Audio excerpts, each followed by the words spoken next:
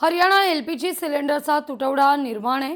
शहरात gas agency बाहेर ग्राहकांच्या प्रचंड मोठ्या प्रमाणावर रांगा लागलेल्या आहेत। गॅस डिलिव्हरीला 20 ते 30 दिवस उशीर होत असल्यानं नागरिक त्रस्त आहेत।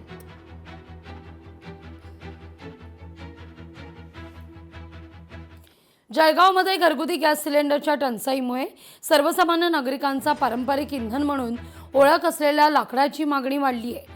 लाकडाचे दर हे सर्वसामान्यांना परवडणारे असल्यानं अनेकांच्या घरात चुली पेटतायत। आढावा घेतला आपले प्रतिनिधी सुमित देशमुख यांनी। अमेरिका, इराण आणि इस्रायल यांच्यामध्ये युद्धजन्य परिस्थिती निर्माण झाल्यानंतर देशावर मोठा आर्थिक संकट कोसळलेला आहे। जगामध्ये देखील याचा मोठा थेट परिणाम झालेला आहे आणि देशाचा जर विचार केला तर इंधन पुरवठ्यावर याचा थेट परिणाम झाल्यामुळे आता महिलांना देखील याचा संकटाला सामोरं जावं लागत आहे। जळगाव शहरातला जर विचार केला तर गॅस पुरवठ्यावर याचा मोठा परिणाम असल्याचं चित्र समोर आलेलं आहे। इंधन पुरवठा हा मोठ्या प्रमाणात कमी प्रमाणात होत आहे। याचा थेट परिणाम आता गृहिणींना देखील सहन करावा लागत आहे, हॉटेल चालकांना सहन करावा लागत आहे। त्यासाठी लाकडांना मोठी मागणी झालेली आहे।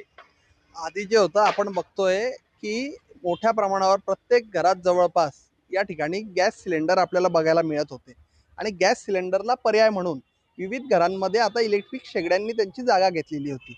परंतु आता ही जी युद्धजन्य जी परिस्थिती या ठिकाणी निर्माण झालेली आहे, यामुळे गॅसच्या सिलेंडरवर मोठ्या प्रमाणावर याचा तुटवडा आहे आणि यामुळे शेगडी वापरणं देखील हे विजेच्या आकारणीमुळे परवडणार नाही।